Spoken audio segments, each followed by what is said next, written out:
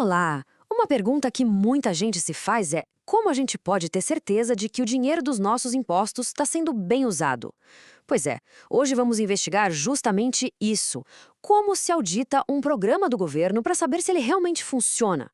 Essa é a pergunta de US$ 1 milhão, não é? O dinheiro público vai para saúde, educação, segurança. Mas e aí? Como saber se esses programas estão trazendo os resultados que a gente espera? E é exatamente aqui que entra uma figura super importante, o auditor operacional. Mas pode tirar da cabeça aquela imagem de alguém caçando erro em planilha. O trabalho aqui é bem mais profundo e, acredite, bem mais interessante. Ok, vamos mergulhar nisso.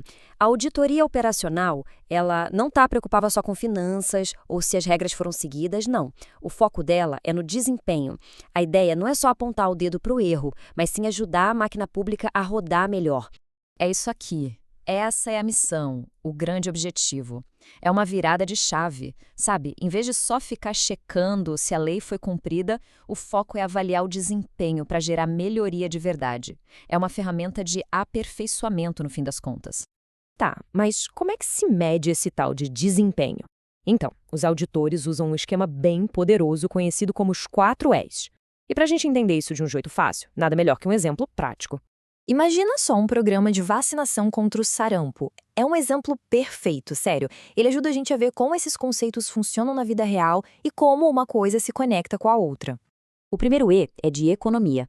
Vamos lá. Se o gestor do programa comprou as vacinas mais baratas, mais claro, mantendo todos os padrões de qualidade, de prazo, tudo certinho, ele agiu com economicidade. É sobre gastar bem, não é só sobre gastar menos. Agora, a eficiência. Pensa assim, o município A, com 10 enfermeiros, vacinou 100 crianças numa semana. Já o município B, com os mesmos 10 enfermeiros, vacinou 120. Qual programa foi mais eficiente? O do município B, é claro. Eles fizeram mais com os mesmos recursos. Simples assim. Aí vem a eficácia. Se a meta lá do município A era vacinar 200 crianças em um mês e eles bateram essa meta, pronto, o programa foi eficaz, não tem segredo. A meta que foi definida foi alcançada. E agora vem o ponto mais importante de todos, efetividade. Pensa bem, de que adianta vacinar todo mundo se a doença não diminuir? Se nos anos seguintes a quantidade de casos de sarampo realmente caiu naquele município, aí sim o programa foi efetivo. Ele resolveu o problema que se propôs a resolver, entende? Esse é o objetivo final. Bom, agora que a gente já entendeu como o desempenho é medido, é legal saber onde esse tipo de auditoria se encaixa. Porque, no fim do dia, a auditoria operacional é só uma peça nesse grande quebra-cabeça do controle do governo.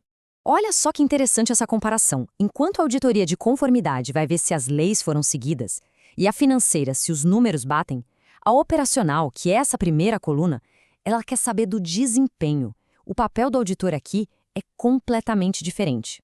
Certo, já entendemos o quê. Mas como é que uma auditoria dessas acontece na prática? Não é de qualquer jeito, não. Existe um processo, um roteiro bem definido para tudo acontecer. Dá uma olhada nesse fluxograma. Parece complicado, né? E é para ser mesmo. O planejamento é a fase mais crítica de todas. Cada caixinha dessas aí representa horas e horas de pesquisa, de entrevista, de análise, tudo para garantir que a auditoria seja precisa e que vá direto ao ponto. A gente pode resumir todo aquele processo em 5 grandes atividades. Começa com uma análise preliminar, para entender o programa. Depois, se desenvolve uma estratégia geral, definindo bem o que vai ser olhado e quais os objetivos. A matriz de planejamento organiza as ideias e, por fim, o plano de auditoria bota no papel tudo o que vai ser feito. Isso tudo nos leva a uma pergunta bem importante. Se são os auditores que fiscalizam o governo, quem é que fiscaliza os auditores? Afinal, a confiança no resultado depende totalmente da integridade de todo o processo. Todo sistema de controle é desenhado para diminuir uma coisa chamada risco de auditoria. E esse é o pesadelo de qualquer equipe. Chegar numa conclusão errada, apresentar uma visão que não é completa, ou pior, não ajudar em nada no fim das contas. E para lutar contra esse risco, existe um sistema de 2 camadas, digamos assim. O controle de qualidade é o que acontece ali no dia a dia, com o supervisor de olho no trabalho. Já a asseguração de qualidade é uma checagem que vem depois, feita por uma galera independente, que não teve nada a ver com a auditoria para validar o processo todo. E a espinha dorsal que sustenta tudo isso é a documentação. Tudo, absolutamente tudo, tem que ser registrado de um jeito claro e lógico. Tem uma regra de ouro na auditoria que é o seguinte: um outro auditor experiente que não participou do trabalho tem que ser capaz de pegar os papéis e, só seguindo o raciocínio, chegar exatamente nas mesmas conclusões. Essa é a prova final de que um trabalho foi bem feito e, claro, é confiável. No final das contas, a auditoria operacional não é só sobre achar problema. É sobre construir confiança. Confiança de que os programas públicos existem para resolver problemas de verdade e de que existe um sistema forte para garantir que eles façam isso. É uma ferramenta essencial para que a gente possa, de fato, fiscalizar e melhorar o governo.